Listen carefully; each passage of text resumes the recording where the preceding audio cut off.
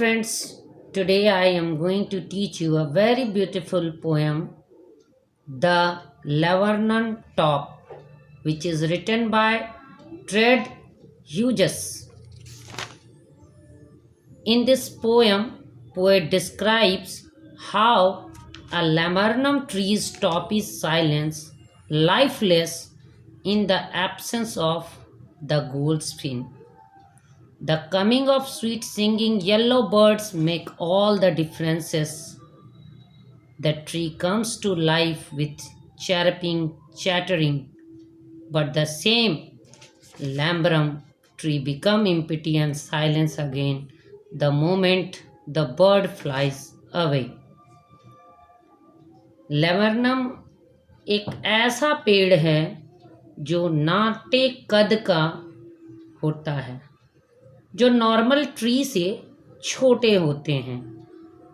इनकी जो ब्रांचेस हैं वो लटकी हुई होती हैं और इसकी जो सीड्स होती हैं वो बहुत ही पॉइजनस होती हैं।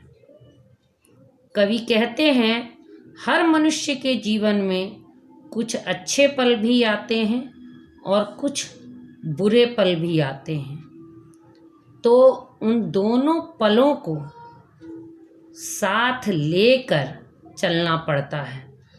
अगर अच्छे पल में हम बहुत खुश हो जाते हैं और बुरे पल में घबराने लगते हैं तो जीवन का संतुलन जो है वह अच्छे से बन नहीं पाता है।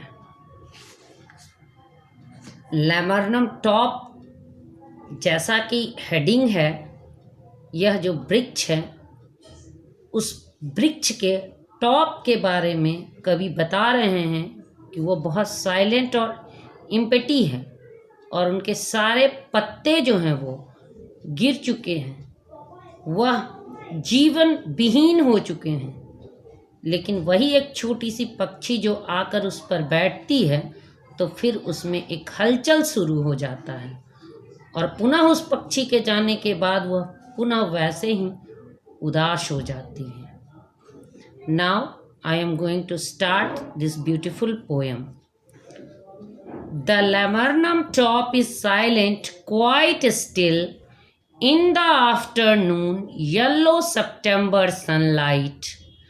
A few leaves yellowing, all its seeds fallen. कवि कहना चाह रहे हैं कि लैबर्नम की चोटी एकदम बिल्कुल शांत है।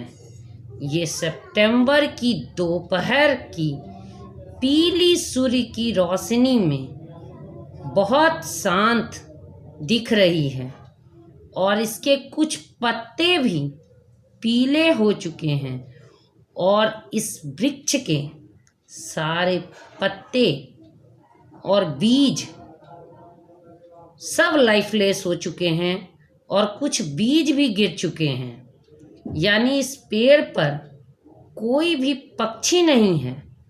अगर होता तो वह पेड़ में कुछ न कुछ हलचल जरूर होता। Next stanza.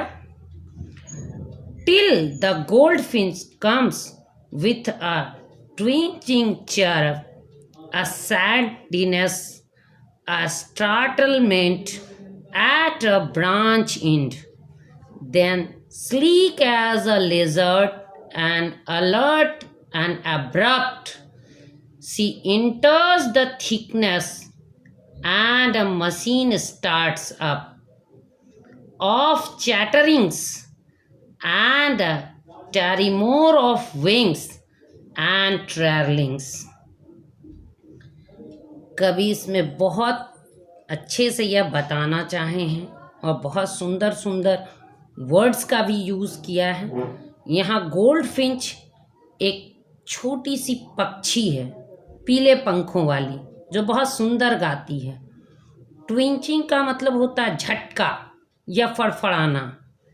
चेयरअप का मतलब होता है चहचहाना, चहचहाहट।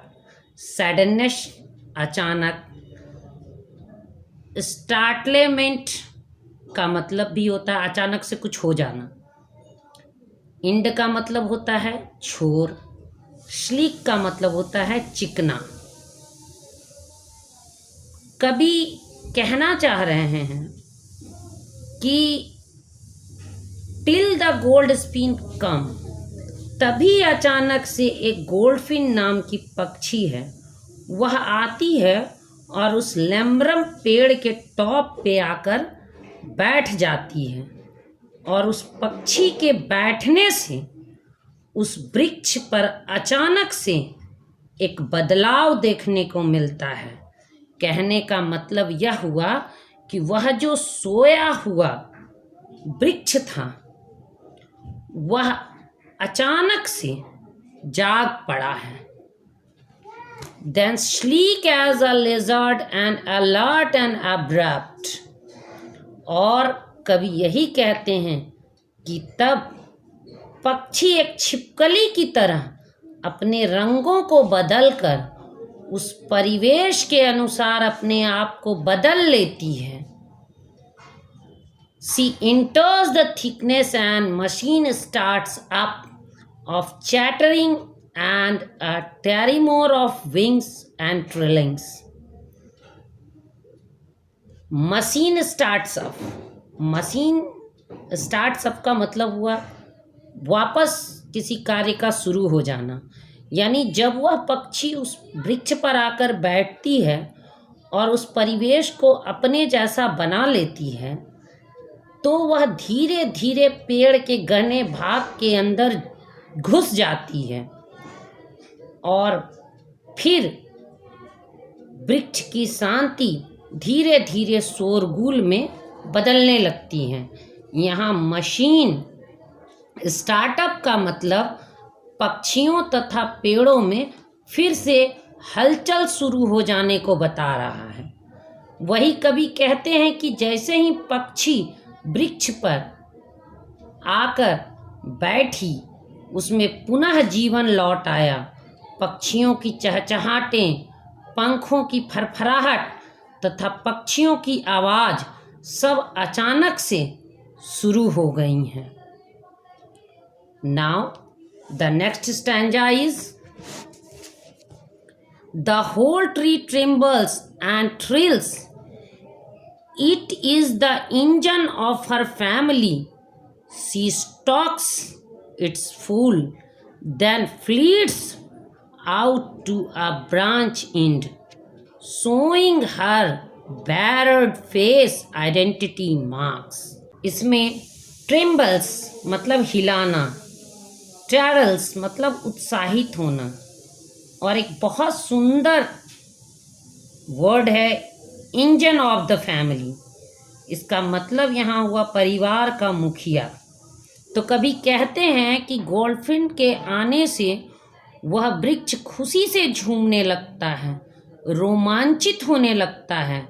उस वृक्ष में गोल्डफिंच अपने बच्चों को छोड़कर गई थी, इसलिए उस वृक्ष को उसके परिवार का इंजन कहा गया है। कहने का मतलब है कि वह वृक्ष उसके परिवार का मुखिया बन चुका है, जो उसके एब्सेंट में उसके बच्चों को सुरक्षित रखा है। वह इस घने वृक्ष के अंदर अपने बच्चों के पास जाती है, अपने स्नेह को दिखाती है, थपथपाती है, सहलाती है और फिर पुनः डाली के अंतिम छोर तक जाती है और उड़ जाती है। इस समय वह बर्ड बेफिक्र होकर उड़ती है कि उसने अपने बच्चों की जिम्मेवारी जो उस वृक्ष को दी थी, उस वृक्ष ने बहुत अच्छे से निभाया। Fourth stanza and last stanza. Then with a delicate whistle chirrup whisperings, she launches away towards the infinite, and the lambrum subsides to empty. रे का मतलब विचित्र, विशल चैरप का मतलब सीटी के तरह चहचहाहट, लैंचेस अवे का मतलब उड़ जाना, इन्फिनिटी का मतलब होता है अनंत, सबसाइड का मतलब होता है शांत हो जाना, और डेलिकेट का मतलब होता है नाजुक।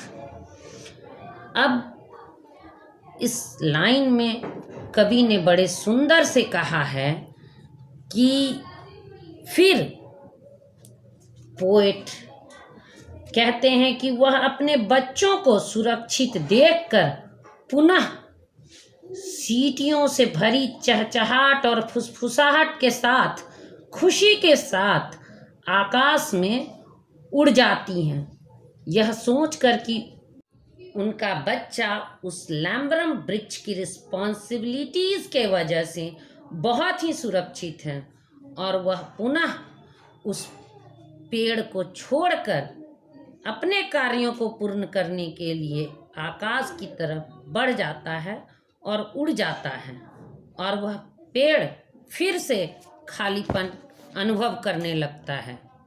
कहने का मतलब यह है कि यह वृक्ष रूपी परिवार को संभाल कर रखने वाला है। जैसे एक व्यक्ति किसी के भरोसे पर खरा उतरने की कोशिश करता है, उसी तरह से यह वृक्ष भी उस पक्षी के भरोसे पर खरा उतरने की कोशिश कर रहा है और वह पक्षी और वृक्ष एक दूसरे के प्रति डिवोटेड हैं, समर्पित हैं, दोनों खुश हैं जब दोनों साथ हैं। Thank you.